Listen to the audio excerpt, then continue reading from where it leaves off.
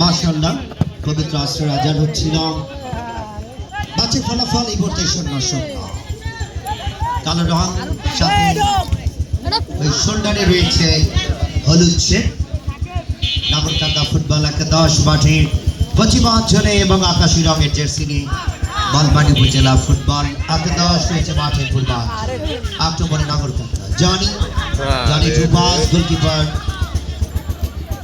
নজরুল ছিলেন প্রস্তুত। আমি দর্শকদেরকে অনেক ধন্যবাদ দিচ্ছি। খালিশপুরি হাজিবাড়ি মা দীর্ঘদিন পর ফুটবলের এক গণজোয়ার তৈরি হয়েছে, প্রচুর দর্শকের সমাগম ঘটেছে আমরা দেখতে পাচ্ছি। মধ্য মাঠে খেলা চলছে, বল দখলের প্রচেষ্টা রইসুদ্দিন দলের ক্যাপ্টেন।